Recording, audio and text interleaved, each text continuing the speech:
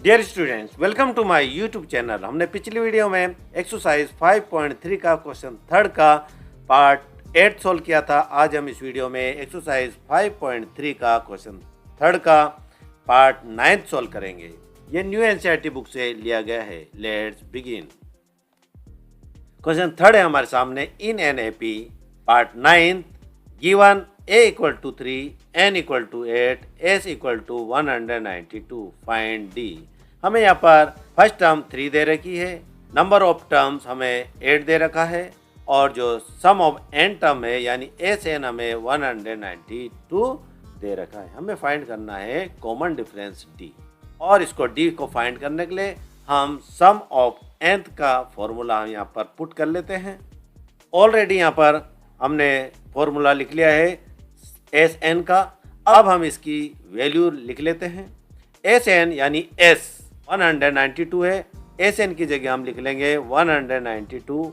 ये लिख लिया 192 इक्वल टू एन की वैल्यू है हमारे पास 8/2 ब्रैकेट 2 एस इट इज। ए की वैल्यू है हमारे पास 3, ये 3 हमने लिख लिया, प्लस एन की वैल्यू है हमारे पास 8, ये 8 लिख लिया, -1 और डी हमें फाइंड करना है 192। हम एसिटी सम इसको लिख लेते हैं। अब ये इसको कैंसिल कर लेते हैं।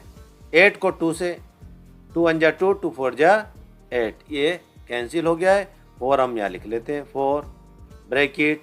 अब ये 2 3 जा 6 हो गया, प्लस 8 में से 1 सेपरेट करेंगे 7 हो गया। 7 को डी से मल्टीप्लाई कर लेंगे तो 7d, ये 7d हो गया 192 एस इट इज।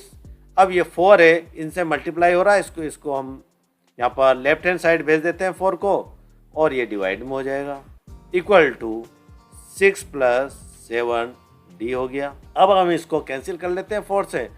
4 4 जा 16 हो जाता है, तो 19 में से 16 सेपरेट करेंगे, बचेगा हमारे पास 3 को हम 2 के आगे लगा लेंगे, 32 हो गया। 4 8 जा 32 हो जाता है, तो ये 48 टाइम्स ये कैंसिल हो गया।